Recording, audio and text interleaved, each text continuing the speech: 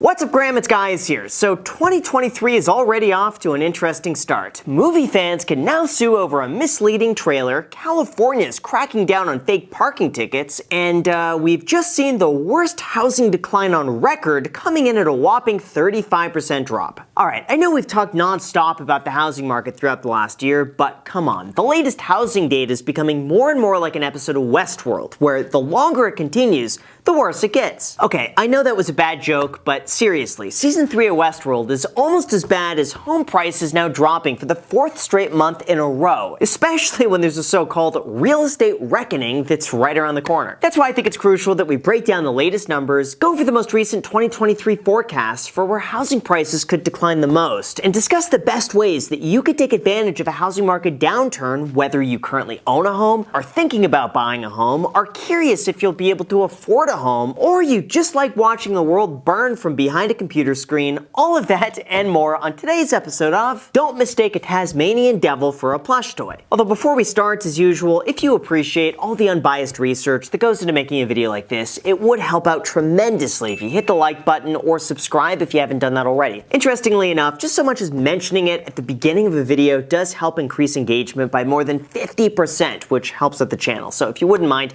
would mean the world to me. Thank you so much. And now with that said, let's begin. Alright, so first of all, when it comes to housing prices, 2023 is likely to be a challenging year for four reasons, starting with number one, interest rates. As you can see, interest rates have risen at their fastest pace in history, and we're currently hovering around the same numbers that we saw back in the early to mid 2000s. Except, unlike 20 years ago, median home prices are no longer $187,000. Oh no, instead, they're $454,000, and you bet that median incomes have not gone up enough to keep up. Then second, we got consumer spending, or basically in layman's terms, people don't have as much money. The Wall Street Journal recently reported that shoppers pulled back sharply on holiday-related purchases, home project, and cars as demand for goods decreased and factories cut production. Pretty much think of it this way: if you would normally have $2,000 left over every single month after expenses, higher prices might mean that you only have $1,500 left over, meaning there's less disposable income and less money that could be spent towards housing. Then third, we have rising layoffs. The fact is, unemployment is typically a lagging indicator and generally occurs towards the end of a recession. After all, as inflation increases, people have less disposable income, companies have weaker earnings, and as a result, they begin to scale back, usually with employees. We've already seen many tech companies reduce their workforce, and with more job cuts coming, that means less upward pressure for housing. And finally, fourth, we have more inventory. Redfin found that the number of homes listed for sale increased by 15% year over year, which was the largest increase on record. Not to mention, the median sale price is only up 1.5% from a year ago. All of that combined is likely to lead to housing prices continuing to fall over the next year, although in terms of how much,